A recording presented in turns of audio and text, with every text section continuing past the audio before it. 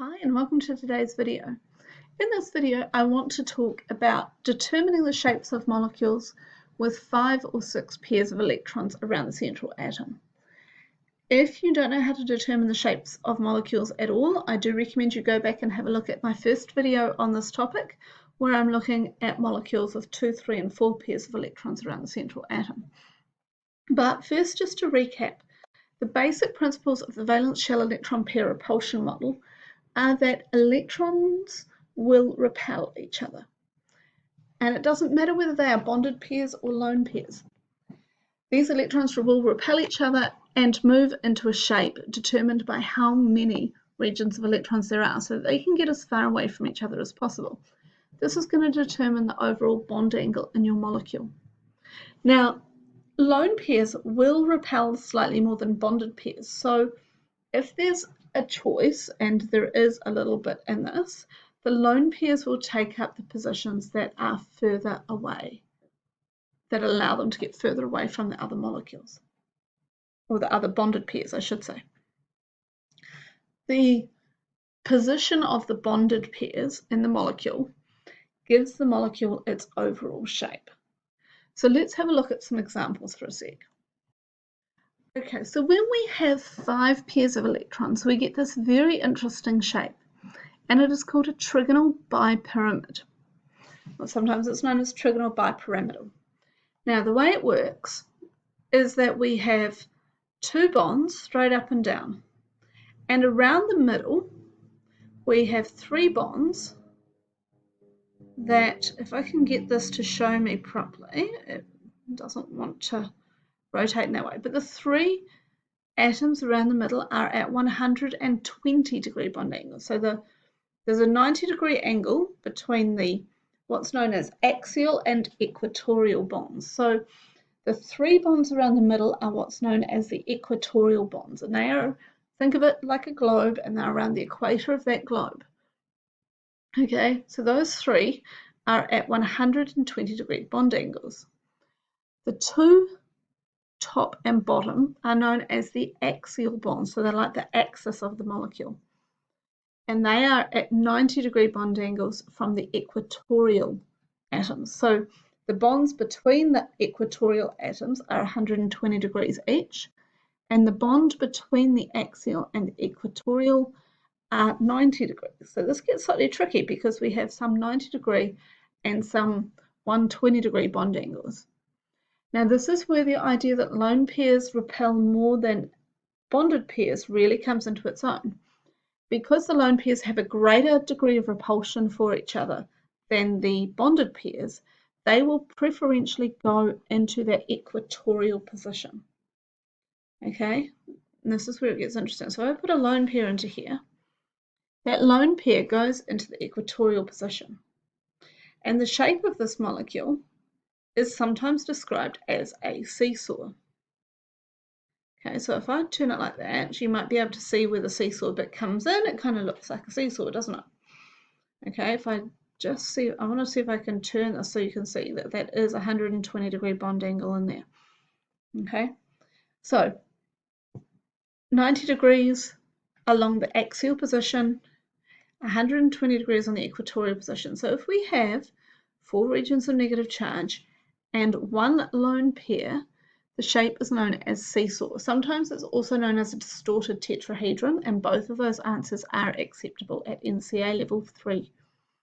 Okay, but I prefer seesaw because I can actually visualize a seesaw. It's your choice, however. Now, if we put in a second lone pair, so we have 2 pairs, 2 lone pairs and 3 bonding pairs, that second lone pair also goes in the equatorial position. And now we get a molecule. Actually, it doesn't go like, oh, hang on. I took away the lone pair. I need 2 lone pairs. Right. It goes into this equatorial position. So we've got the 2 lone pairs in the equatorial position. And the shape of this molecule now is known as T-shaped, which you can sort of see when it's sideways. If I turn it down, you can really see where that T-shaped name comes from. Okay, so here it is. our T-shaped molecule, 3 bonded pairs and 2 lone pairs. And of course, if we take away another bond and we put in another lone pair, that also goes in equatorial position. And we then end up with a linear molecule, so that the 2 bonded pairs are 180 degrees apart, even though there's these 3 lone pairs sitting in the middle. Okay, so trigonal bipyramids are probably the most complicated ones you're going to deal with. The final geometry type, where you have 6 pairs of electrons around that central atom, is known as an octahedron. So this is an octahedral shape. All of the bond angles are 90 degrees, which makes it quite straightforward to figure your way around. So you've got the 3 planes. You can think of this almost like, think of those 3-dimensional graphs with coordinates and things, where you've got 90 degrees in all directions. Again here, we can see that we might have axial and equatorial bonds. However, in this case, they are all equal in terms of bond angles. So it's not going to be preferential to start with. If we take away one bonded pair and we put in a lone pair, now we get a shape that is known as a square pyramid or square pyramidal shape. Can you kind of see, if you could draw faces between all these, between any 3 bonds, or any 3 bonded atoms, you'd have a square-based pyramid shape. And so that is where we have one lone pair. If we take out a second bonded pair and we put in a second lone pair, then that will go at the opposite side to the first lone pair. Because remember, these lone pairs repel each other slightly more than the bonded pairs. So the lone pairs are going to try and be as far away from each other as possible.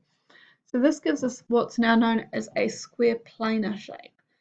Planar because if we look at it from the right angle, you can see that that is all in one plane. Okay. And then from there, if we put in a third lone pair, now we don't have any choice. Oh, I've gone the wrong way. I need to put in a couple more lone pairs. We're back to our T-shaped molecule, just like we had before. Okay, I've never seen one of these come up in NCEA.